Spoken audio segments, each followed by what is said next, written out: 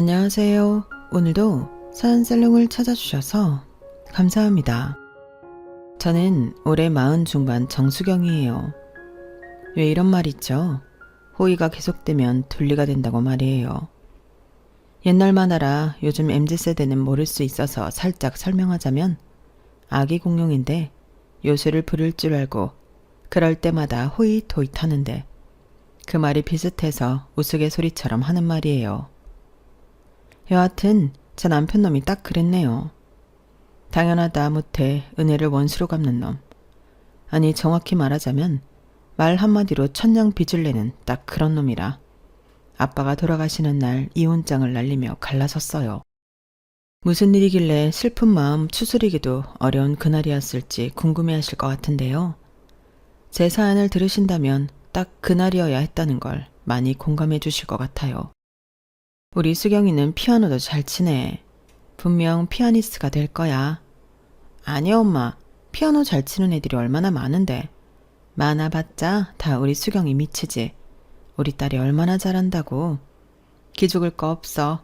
항상 엄마가 우리 수경이 편인 거 알지? 레슨비 걱정 말고 너 하고 싶은 대로 다 해. 엄마 아빠가 다 지원해 줄 테니까. 저는 어릴 때 집안의 기대를 한 몸에 받고 자란 K 장녀였어요.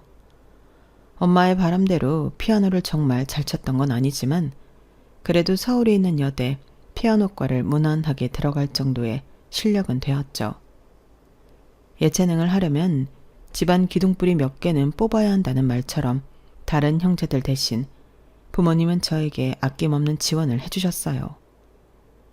피아노 레슨은 기본이고 콩쿠르, 마스터 클래스, 입시 때는 대학 교수님 과외까지 하나도 빠짐없이 다 시켜주셨죠. 그 덕분에 좋은 여대에 들어갈 수 있었고 자연스럽게 결혼을 한다면 저보다 더 조건 좋은 사람이라고 생각했던 것 같아요.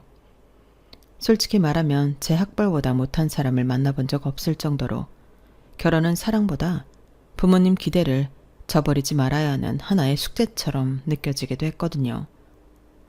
장녀의 의무감이라고 해야 할까요? 부모님이 저에게 투자해 주신 만큼 보답해야 한다는 생각이 늘 머릿속에 있었던 것 같아요. 그러던 중 지금의 남편을 만났어요. 대학 선배 언니가 자기 회사에 다니는 사람이라며 소개해준 소개팅이었는데 처음 봤을 때 인상이 참 좋았어요. 잘생긴 외모도 그렇고 어딘지 모르게 당당하고 자신감 있는 모습이 마음에 들었거든요. 제가 키가 큰 편이 아니라 나오시는 분이 저보다 크면 어쩌나 걱정했어요. 그런데 우리 키 차이 딱 좋지 않아요? 남편은 170cm 정도였는데 남자 평균 키보다 조금 작은 키였지만 당당하더라고요. 물론 저도 여자 평균 키에 못 미치는 150cm 후반대라 비율만 보면 잘 어울리는 게 사실이었어요. 남자 개그맨 중에 외모나 능력이 출중한데 유독 키가 작아서 소개팅할 때 늦게 나간다는 인터뷰를 본 적이 있는데요. 그 사람이 그러더라고요. 키 때문에 차인 적이 너무 많아서 차라리 처음부터 오픈하려고 항상 늦게 나가서 자신 키부터 보게 만든다고요. 그래서 제대로 된 연애 한번 못 해봤다고 말하는데 남편을 소개받을 때 그 사람이 떠올랐어요. 그럼에도 자신있게 소신을 굽히지 않는 모습과 묘하게 오버랩되면서 누가 보면 단점이라고 말할 수 있을 걸 처음부터 알려주다니 솔직하고 대범하다고 생각들면서 마음이 기울게 되더라고요. 사실 저도 키 큰 남자들과 만날 때마다 늘 위축감을 느꼈는데 이 사람과는 그런 게 없었어요. 처음 만남부터 뭔가 편안하고 자연스러운 느낌이 들었거든요. 대화도 잘 통했고 유머 감각도 있어서 시간 가는 줄 몰랐어요. 저는 마포구 쪽에 살았는데 남편에게 거주지를 물어봤더니 대치동이라고 하더라고요. 그 순간 솔직히 마음속으로 오 했어요. 강남이잖아요. 원래 집이 부자라기보다는 그쪽에 오래 살아서 집값이 뛴 케이스라고 했지만 그래도 억대의 집이라는 사실도 저에겐 호감을 주기 충분했죠.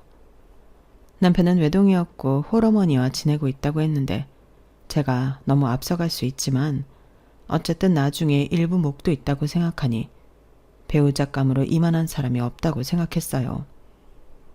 계산적이라고 말할 수 있지만 남녀가 사랑 하나만으로 살 수 없는 세상이니 이것저것 생각해보는 건 당연하지 싶었고요. 게다가 남편은 대기업 계열사에서 카드 관련 업무를 한다고 했기에 안정적인 직장에 강남 집까지 조건으로는 나무랄 데가 없다고 생각했어요. 오늘 정말 즐거웠어요. 시간이 이렇게 빨리 갈 줄 몰랐네요. 저도요. 처음엔 좀 긴장했는데 편하게 얘기할 수 있어 좋았어요. 주말에 뭐 하세요? 영화 보러 갈래요? 이번 주에 개봉한다는 영화 벌써 재밌다고 평이 좋더라고요. 저도 봤어요. 그럼 어디서 몇 시에 만날까요? 남편도 제가 마음에 들었는지 첫 소개팅에서 애프터 신청을 받았고 그 후로 자연스럽게 만남이 이어졌어요. 만날 때마다 대화도 잘 통하고 성격도 잘 맞는 것 같았는데 특히 남편이 저를 대하는 태도가 정말 좋았어요. 배려심도 있고 데이트 코스도 알아서 잘 짜주고 뭔가 믿음직스러운 느낌이 들었거든요. 모든 조건이 제가 원하던 대로였고 이 사람이라면 부모님께도 당당하게 소개할 수 있겠다는 생각이 들기 시작했어요. 그때는 정말 완벽한 남자를 만났다고 생각했거든요. 외모, 성격, 직장, 집 모든 게 제가 바라던 이상형이었으니까요. 그런데 2달쯤 사귄 후에 우연히 충격적인 사실을 알게 됐어요. 남편이 한 번도 대학 이야기를 안 해서 궁금했거든요. 남자들은 대부분 첫 만남에서부터 자기 대학 자랑하기 바쁜데 이 사람은 전혀 그런 게 없었어요. 참 궁금한 게 있는데 물어봐도 돼? 뭐든지. 뭐가 궁금한데? 자기 대학은 어디야? 대학이나 동기들 이야기 한 번도 안 하니까 혹시 사이가 안 좋나 싶어서. 대학? 나 대학 안 나왔는데? 어? 대학을 안 나와? 나 고등학교 졸업하자마자 여기 취업해서 지금까지 다니는 거야. 정말 하늘이 무너지는 것 같았어요. 고졸이라니. 어떻게 대기업 계열사에 다닐 수 있을까 싶어서 자세히 물어봤더니 공고 졸업 후 바로 취직한 케이스였어요. 비정규직에서 시작해서 지금은 정규직으로 전환됐다고 했지만 정확하게 말하면 정년이 보장되는 비정규직이었죠. 순간 머릿속이 하얘졌어요. 지금까지 쌓아왔던 모든 환상이 한순간에 무너지는 느낌이었어요. 그런데 이미 2달 정도 사귄 후였어요. 헤어진다는 건 상상도 하지 못했죠. 모두들 아시겠지만 초기 몇 달이 가장 불꽃 튀는 시기잖아요. 감정이 깊어진 상태에서 이런 걸 알게 되니까 정말 복잡했어요. 그런데 사람 마음이라는 게 참 이상해요. 모든 조건이 마음에 든다고 생각했는데 제가 생각했던 조건에 딱 하나 못 미친다고 이 사람이 완전히 다르게 보이기 시작하는 거예요. 소위 색안경을 끼고 본 거죠. 예전에는 당당해 보이던 모습이 허세로 보이기 시작했고 자신감 있던 모습이 오히려 건방져 보이기까지 하더라고요. 당신 그런 식으로 말하면 정말 기분 나빠. 뭐가 기분 나빠? 내가 틀린 말 했어? 아니 그런 게 아니라 말하는 방식이 너무 직설적이잖아. 꼭 그렇게까지 말해야 해? 돌려 말하면 알아들어? 서로 오해만 생기고 또 싸우게 되는데 그래도 최소한 배려는 있어야지. 배려? 너도 나한테 배려 안 하면서 나한테만 요구해? 내가 언제? 지금도 그렇고 맨날 나한테만 맞추라고 하잖아. 이 남자는 정말 고집이 있었어요. 저도 한 성격 하는데 제 고집을 완전히 꺾을 정도로 말이에요. 싸우기도 정말 많이 싸웠어요. 하지만 신기하게도 그때마다 더 깊은 이야기를 하게 됐었는데 그때마다 서로의 과거, 가치관, 앞으로의 꿈까지 모든 걸 털어놓게 되더라고요. 그러면서 점점 서로를 이해하게 됐죠. 고졸이라는 사실이 처음엔 충격이었지만 그 사람의 노력하는 모습이나 성실한 면을 보면서 마음이 조금씩 바뀌기 시작했는데 그러다 보니 어느새 결혼 이야기가 나오고 있었고 정신 차리고 보니까 이미 예식장 계약서에 사인하고 있더라고요. 인생 한 치 앞도 예측할 수 없다더니 절대 고졸과는 만나지도 않겠다고 다짐했던 제가 고졸과 결혼하게 된 거예요. 물론 고졸을 비하하거나 차별하려는 게 아니에요. 단지 제가 자란 환경과 장녀로서의 의무감 때문에 그런 생각을 했었다는 점만 이해해 주셨으면 하는 바람으로 들어주셨으면 해요. 여하튼 그렇게 신혼생활이 시작되었고 저희 친정 부모님은 결혼 후에도 저에 대한 지원을 아끼지 않으셨어요. 남편 어머니가 강남에 사시긴 했지만 현금이 많지 않았기에 결혼할 때 이렇다 할 지원을 해주시지 못했거든요. 빌라에서 신혼집을 시작한다고? 그 사람 직장과 조금이라도 가까운 데 가려면 그 동네가 딱이더라고. 아빠가 도와줄게. 아파트 알아봐. 괜찮아. 딸 시집 보내면 기둥불이 뽑힌다는데 우리 집 기둥 이미 나 대학 보낼 때 뽑았잖아. 마음만 받을게. 고마워 아빠. 우리 큰딸 시집 보내는데 이 정도도 못해주면 아빠가 뭐하러 있어? 매매는 못해주지만 전세자금 정도는 해줄 수 있으니까 잔말 말고 아빠가 시키는 대로 해.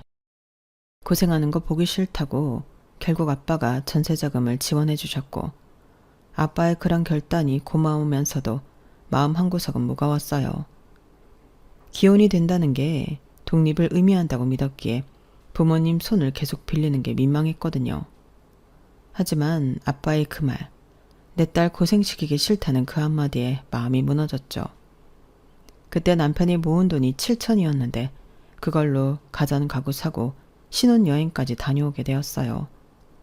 그래도 알뜰하게 모은 남편을 보고 사람 하나는 잘 골랐다고 친정아빠는 칭찬해 주셨어요. 아빠는 늘 현실적이셨거든요. 사랑도 중요하지만 경제적 능력도 봐야 한다고 항상 말씀하셨고요. 남편이 고졸이라는 걸 알았을 때도 학력보다는 성실함이 더 중요하다며 오히려 저를 다독여 주셨는데 아빠는 참 단단한 분이셨어요. 세상이 정한 기준보다는 사람 자체를 보고 판단하셨고 저한테도 늘 그런 시선을 가르쳐 주셨죠. 그런 아빠의 인정을 받은 남편을 보며 그땐 진심으로 이 사람과 잘 살아갈 수 있겠다고 믿었어요. 그런 아빠가 전세자금을 주셔서 서울 끝자락에 24평 복도식 아파트에서 신혼생활을 시작하게 되었어요. 빌라에 비해 깔끔하게 정리된 단지 내에서 생활을 할 수 있다는 게 생각보다 큰 행복으로 다가오면서 남편도 처음엔 쑥스러워했지만 고마워하며 친정 부모님에게도 잘하려고 안부 전화를 자주 하는 듯 노력하는 게 보였어요. 그때는 정말 단란한 신혼부부였죠. 소박한 저녁 밥상 하나에도 고맙다며 웃던 우리. 주말엔 공원에서 아이스크림 하나 들고 산책하며 나눈 대화들이 아직도 기억나요. 당시엔 그렇게 사소한 일들이 우리 부부의 행복을 완성해준다고 믿었어요. 얼마 지나지 않아 큰딸이 태어났는데 그때도 부모님의 지원은 계속됐어요. 침대나 장롱 같은 것들을 구매해 주시며 큰딸 방을 꾸며주실 정도로 장녀 사랑이 특출났거든요. 엄마는 말없이 살림 도와주셨고 아빠는 손주에게 필요하다 싶은 물건은 직접 인터넷으로 찾아 주문까지 하셨어요. 첫 아이를 낳고 허둥대는 저에게 든든한 뒷배가 되어주셨죠. 정말 복받은 딸이라는 생각이 들었어요. 아빠, 갓난쟁이가 이렇게 큰 침대가 뭐 필요 있다고. 이 책상은 또 뭐야? 할아버지 선물이지 뭐긴 뭐야. 애 크는 거 순간이고 필요할 때 사라면 막상 비싸지니 미리미리 사두면 이득이지 뭘 그래? 항상 그런 식이었어요. 당신 딸 고생하는 거 싫다고 큰돈 나가는 건 서슴없이 대신 먼저 사용해 주셨고 덕분에 외벌이었지만 풍족하게 살 수 있었던 것 같아요. 물론 남편과 저는 고마운 마음이 있었고 남편도 우리 부모님에게 정말 잘했어요.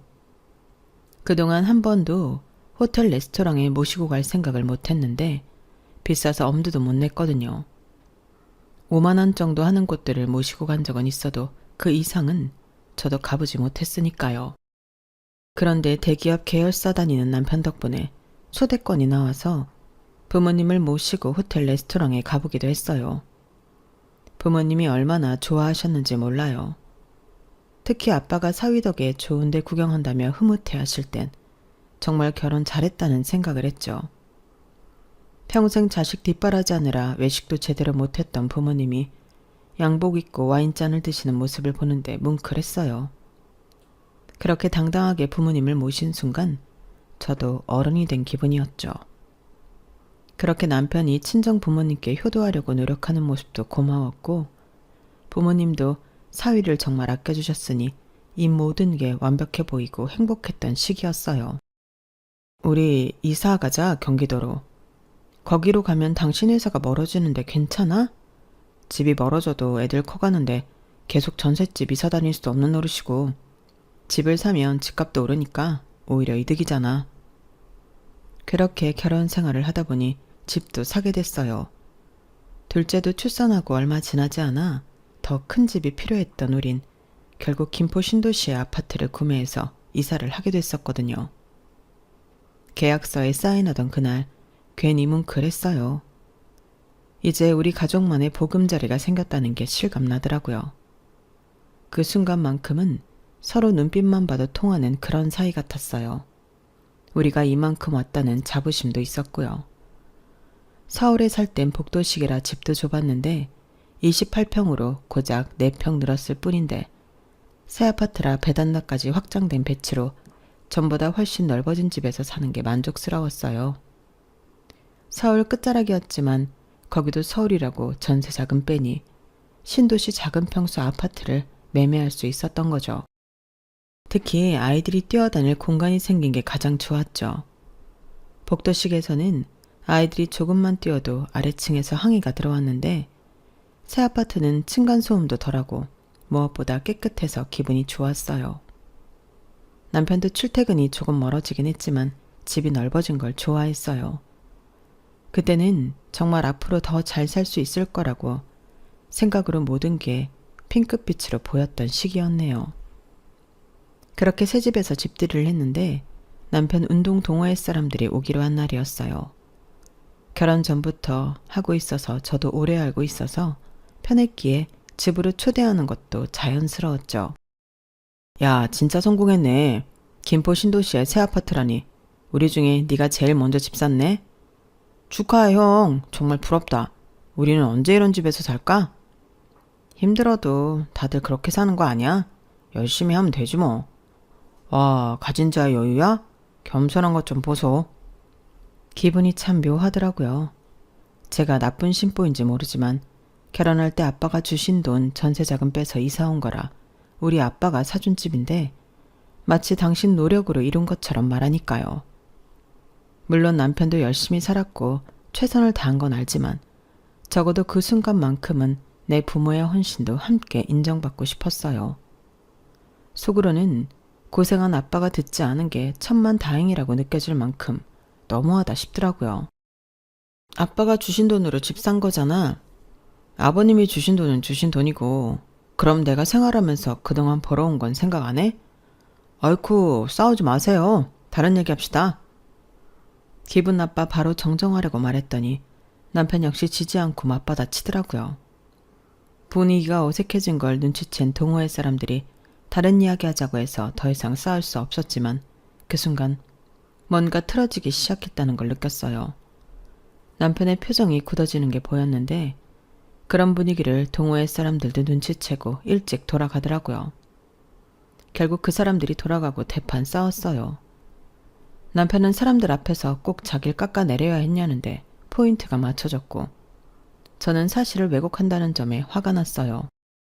말이 점점 거칠어졌고 그동안 쌓인 감정들이 한꺼번에 터졌어요. 서로를 이해하려 하기보다 이기려는 말싸움이 됐고 결국 상처만 남았죠. 처음으로 이 사람과 안 맞다는 생각이 들기 시작했어요. 사람들 앞에서 꼭 그랬어야 했어? 나 완전히 바보 된 거 알아? 사실을 말한 건데 뭐가 문제야? 사실? 그럼 내가 그동안 번 돈은 뭐야? 공기야? 그건 생활비로 다 쓴 거잖아. 집 살 때 보탠 건 아빠 돈이 맞고. 그래도 그런 식으로 말할 필요가 있었어? 당신이 먼저 으스대면서 자기 돈으로 집 샀다는 식으로 말했잖아. 나 언제 그랬어? 그냥 열심히 살면 된다고 했을 뿐이야. 그게 그 말이야. 우리 아빠 도움받은 건 쏙 빼고.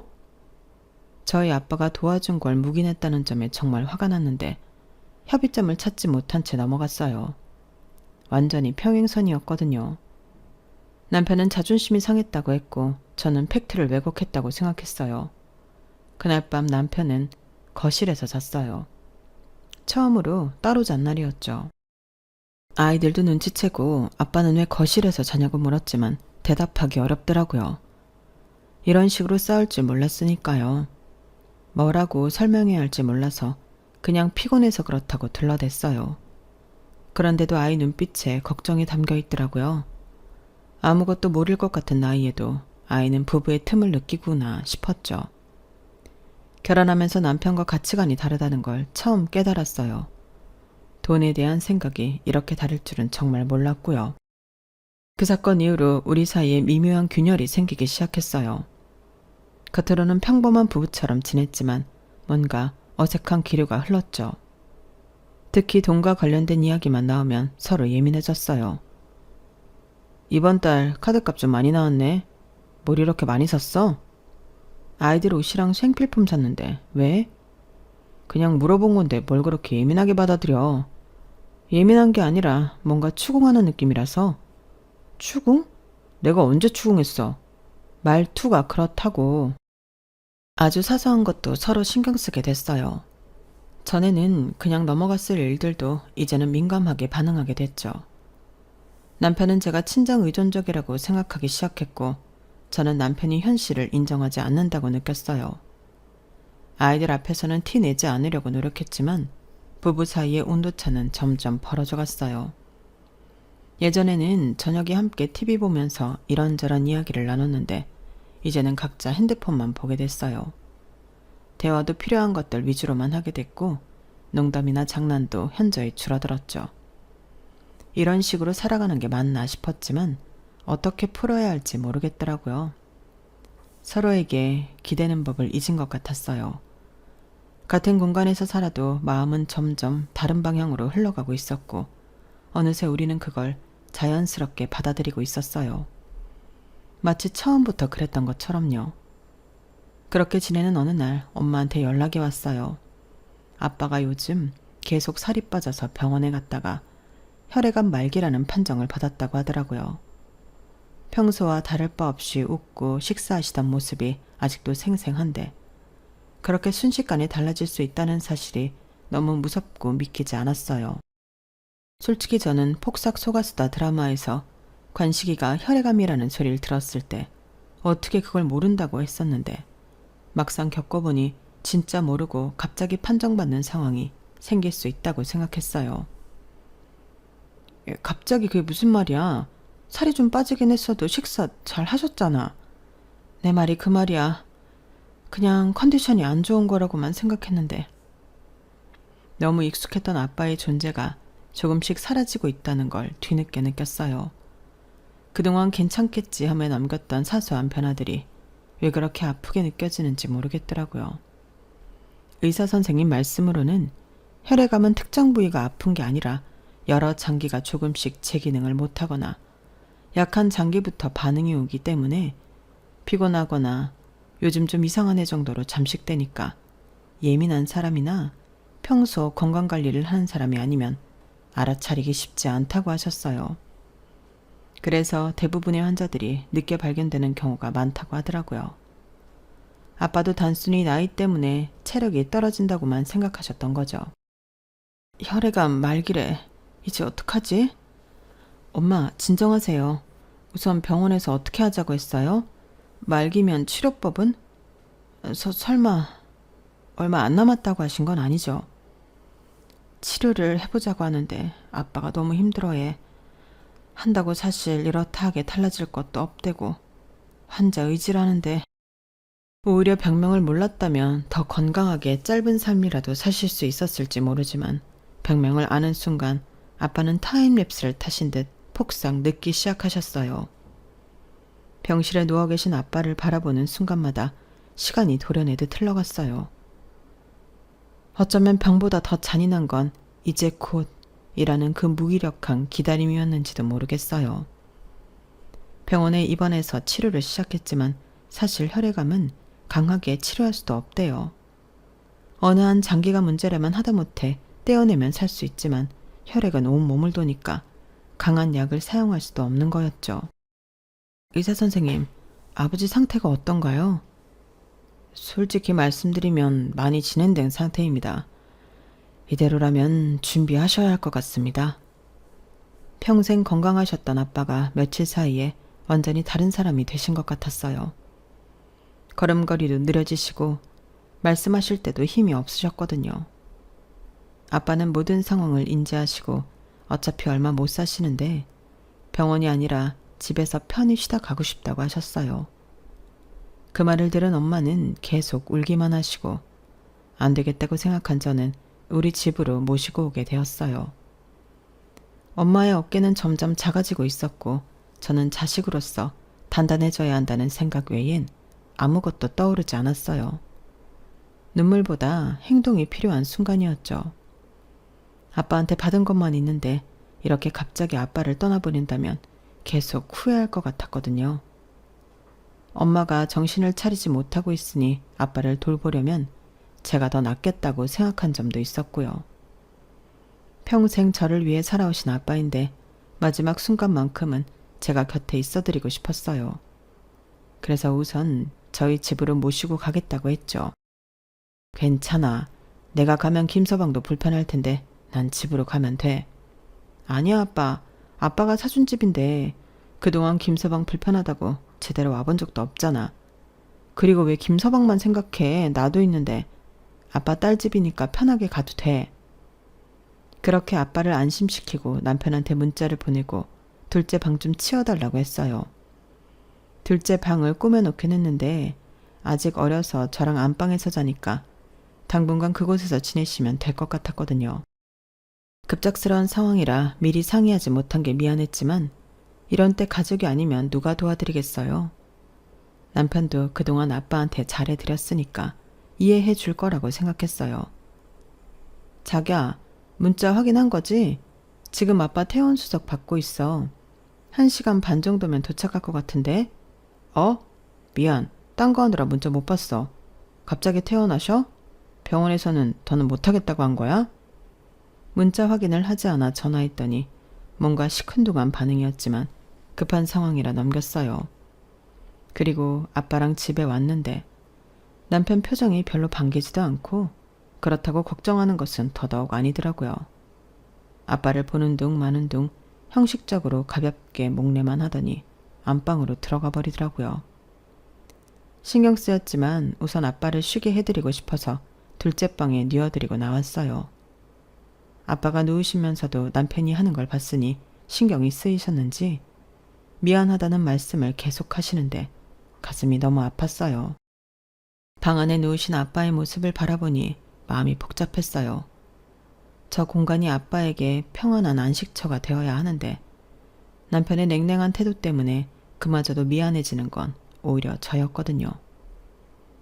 아빠가 미안할 게 뭐가 있어. 김서방 때문에 그래? 저 사람 회사 일 때문에 좀 예민하다고 했는데 그새 또 한 소리 들었나 봐. 아빠 때문에 그런 거 아니니까 괜히 나 속상하게 미안하단 소리 하지 마. 그래 알았어. 많이 움직였더니 좀 피곤하네. 한숨 좀 잘게. 좀 쉬어. 저녁 되면 깨우러 올게.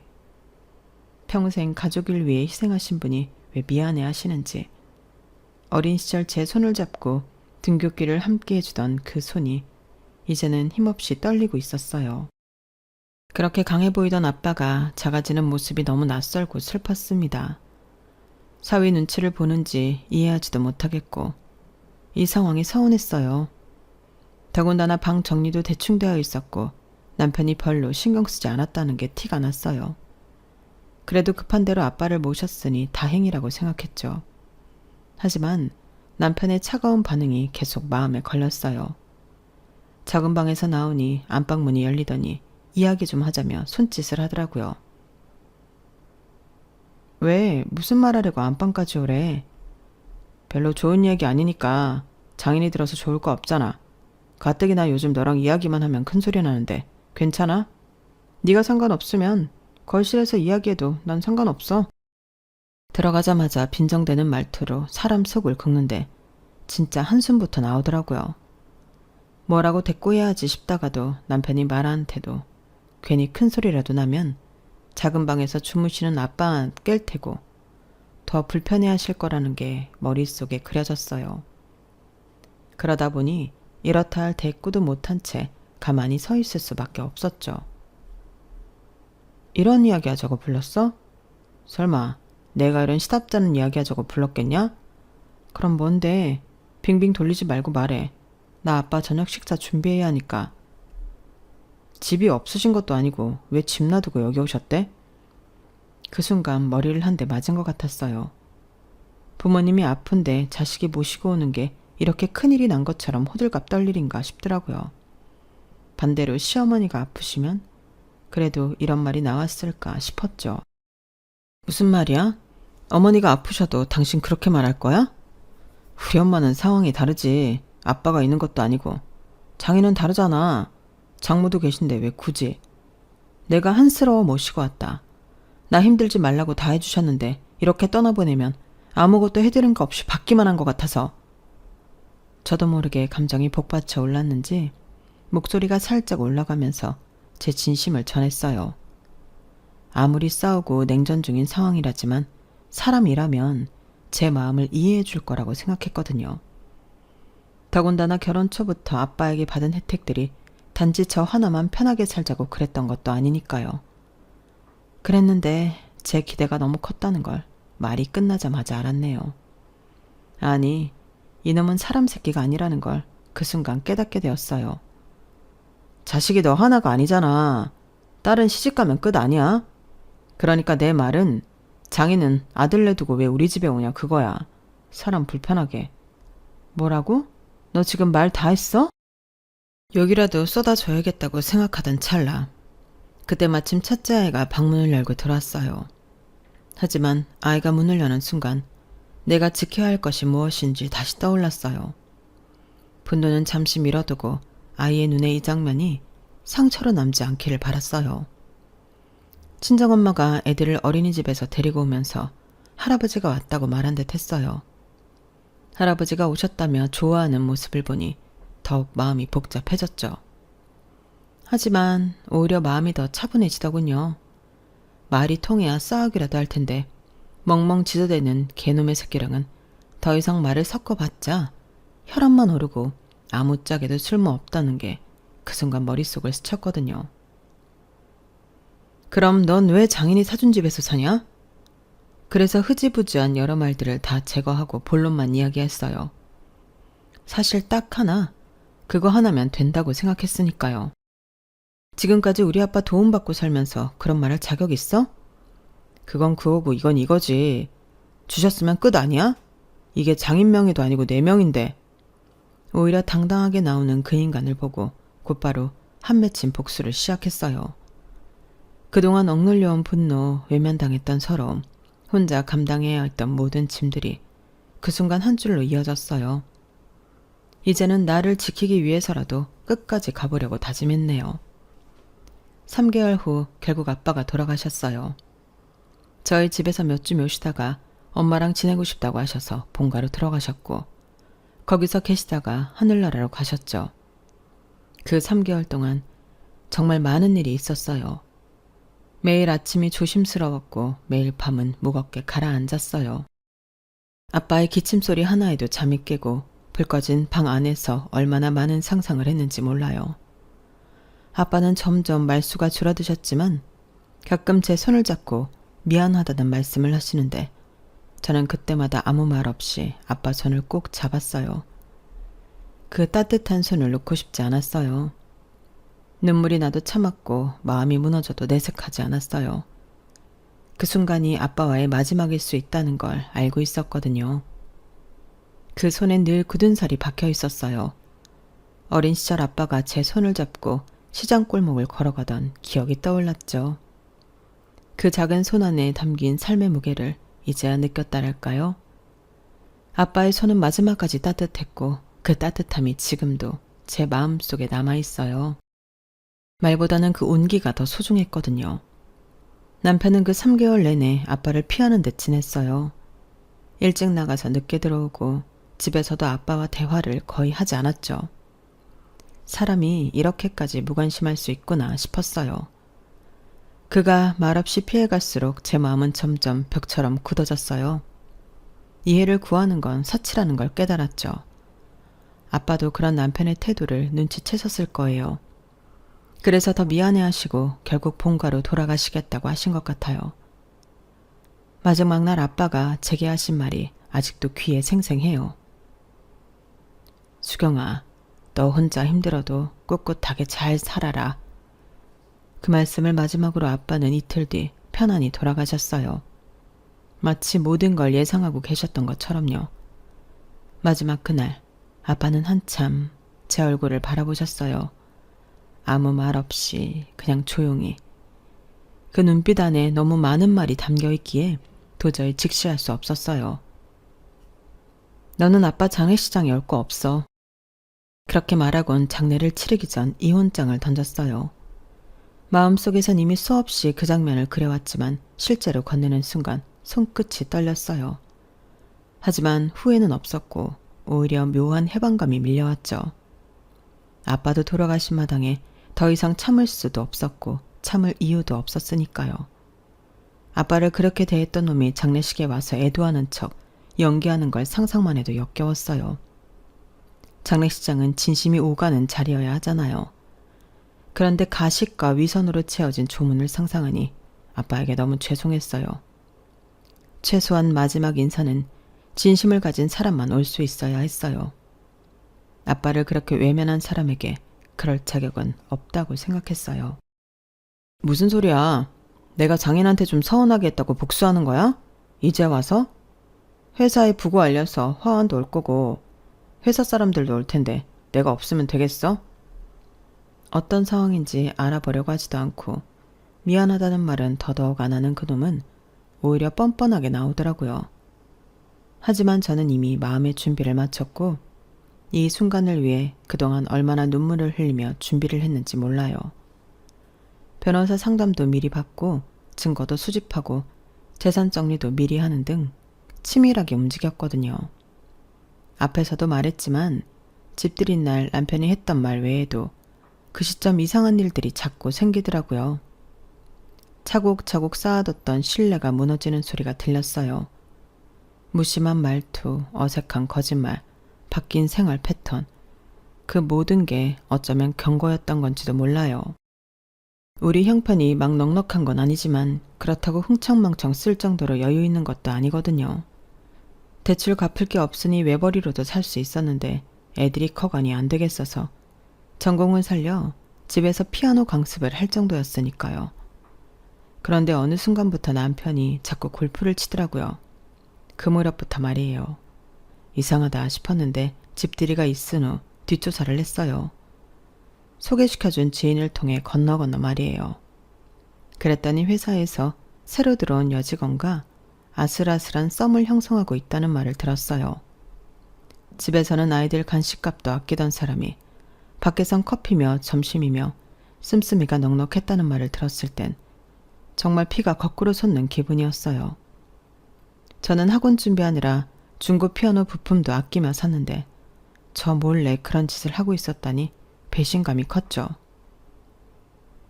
부서가 달라서 몰랐는데 이미 회사 내에서도 소문이 자자했던 모양이야. 툭하면 외근 나간다고 같이 나가고 늦게 들어오고. 그 여직원은 계약직인데 대기업 정규직으로 보였던 내 남편이 탐이 났던 것 같다고. 소개시켜준 사람은 애들러 남편 편을 들더라고요. 남녀가 붙어먹었는데 여자 잘못만 있다고 말하는 그 사람도 웃겼지만 인생이 그렇게 돌아가는 것도 웃기더라고요. 이걸 보고도 그런 소리가 나와? 내가 단순히 아빠한테 한 행동만으로 이혼을 결심했을 것 같아? 이게 다 뭐야? 어떻게 알았어? 아니, 이건 오해야. 내가 다 설명할게.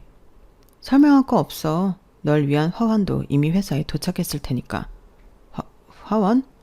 무슨 소리야? 그게 왜 내 회사로 가?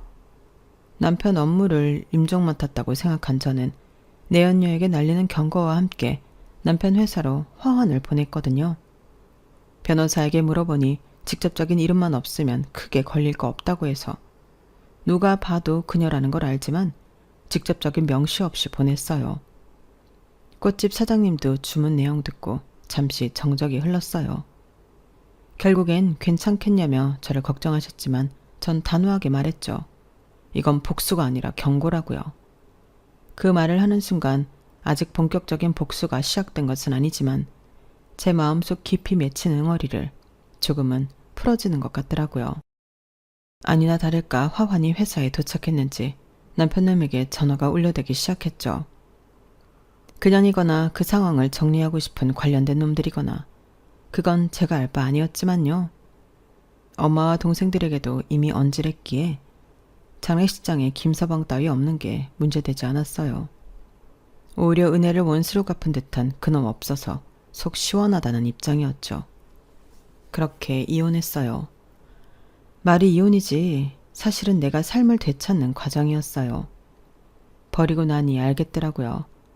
얼마나 많은 것들을 혼자 끌어안고 버텨왔는지. 이혼 과정도 재산 분할을 더 가져가려고 어찌나 찌질하게 굴던지요. 그리고 놀라운 건 이혼을 했다고 삶이 곧장 나아지는 건 아니었지만 마음이 가벼워지니 모든 일이 한결 수월해졌다는 점이었어요. 매일 무거운 쉬며 살았던 과거가 이제야 깨달아지더라고요. 내가 얼마나 춤을 참고 살아왔는지. 미쳤어? 아예 끝장을 내겠다고 작정한 거야? 내가 가만히 있을 줄 알아? 이거 명예훼손이야. 그래, 해보고 싶으면 뭐든 해봐. 설마 내가 그런 준비도 없이 뒤집어 엎었을 거라 생각해? 그랬다면 너 그동안 나 물러본 거야. 어이없어 하던 남편은 장인 장례식에 자기가 왜 빠져야 하냐며 조금 전까지 따지더니 꽁무니를 빼버리더라고요. 예상했던 반응이고 의리 따위는 개뿔 없는 놈이라 한숨만 나오더라고요. 저런 놈 뭐가 좋자고 결혼해서 이 모양 이 꼴을 보는지 제 자신이 좀 한심하게 느껴졌거든요. 하지만 지난 3개월 동안 준비한 걸 어떻게 이길 수 있겠어요. 미리 준비해뒀기에 그때마다 대처를 잘 할 수 있었고 회사에서도 자리가 위태로워진 남편은 분쟁할 돈도 없으니 더 따지고 들지 못하고 결국 얼마 가지 못해 이혼 서류에 도장 찍더라고요. 양육권도 가져오고 육아비도 받아내고 아빠가 준 전세 자금은 고스란히 제게 돌아왔으며 재산분해라고 해봤자 뭐 얼마나 모인 돈이 있었겠어요. 전세 자금 빼서 이사할 때 공동명의로 했는데 아빠가 준 돈이라 제 명의로 하려고 했는데 아빠가 먼저 혹시라도 김서방 마음 상하게 그러지 말라고 하셨거든요. 공동명의가 세금도 덜 내고 부부에 대한 믿음으로 결혼 생활은 하는 건데 어차피 너 준 거 네 이름이면 어떻고 남편과 같이 하면 또 어떠냐고 하셨어요. 그땐 좋다고 했던 놈이니 제가 더 열받았죠. 그래서 이혼한다면 반반되는 걸 막기 위해 준비가 필요했고 아빠도 돌아가신 마당에 제가 저놈 꼴 볼 이유 없으니 이혼장을 날린 거죠. 결국 돈 1,000만 원 가지고 남편은 다시 본가로 들어갔어요. 저는 아빠가 해주신 집에서 아이들과 잘 지내고 있어요. 이제 아파트 입구에 가게를 알아봐야 할 정도로 수강생도 늘었어요. 대출금이 없는 집이 있고 남편과 상간녀에게도 위자료 받았고 양육비도 꼬박 들어오고 있으니 제가 버는 돈으로 정말 넉넉하게 지낼 수 있더라고요. 아이들도 아빠 없는 걸 크게 신경 쓰지 않더라고요. 오히려 집 분위기가 훨씬 밝아졌어요. 더 이상 눈치 보며 살 필요가 없으니까요. 오히려 밥상머리 분위기부터 달라졌어요. 전에는 웃음 한번 터뜨리기 어려웠던 저녁 시간이 이제는 아이들이 장난을 치며 까르르 웃는 공간이 되었거든요. 그게 얼마나 감사한 일인지 요즘 들어 매일 느끼고 있어요. 피아노 학원도 정식으로 차리려고 준비 중이에요. 아빠가 물려주신 것들을 밑바탕으로 제 인생을 다시 설계하고 있어요. 아빠는 돌아가셨지만 그분의 손길은 제 삶 곳곳에 남아있어요. 이 집도 피아노도 제 아이들 웃음소리도 모두 아빠의 사랑으로 가능했어요. 엄마, 이제 아빠 안 와요? 이제 우리끼리 살 거야. 왜, 아빠 보고 싶어? 아니, 난 우리끼리 사는 게 더 좋아. 엄마가 아빠 있을 땐 맨날 화냈는데 요즘엔 맨날 웃으니까 나 너무 좋아.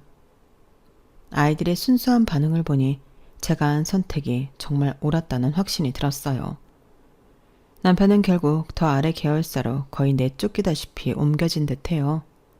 야근은 많고 월급은 적고 상간녀에게도 보기 좋게 차였다는데 그러던지 말던지예요.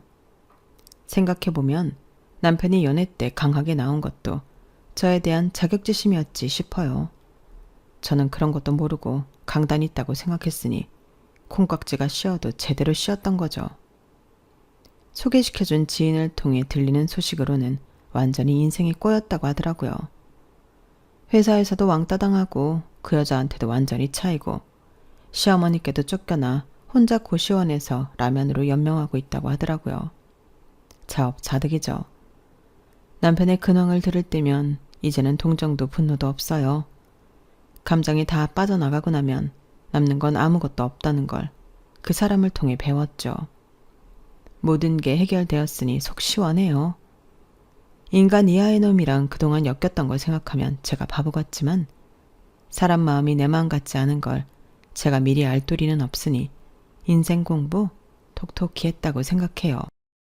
혹시 여러분 주위에 제 전남편 같은 사람이 있다면 사전에 차단하세요. 생각보다 상처가 꽤 크고 마음의 허전함이 깊거든요.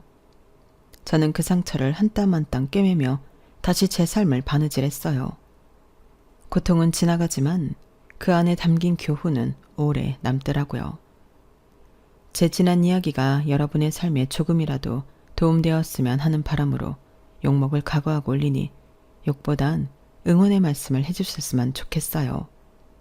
건강하세요. 여러분, 사연 댓글에 응원과 현명한 조언 부탁드려요. 좋아요와 구독은 저에게 큰 힘이 됩니다. 오늘도 좋은 일 가득하세요.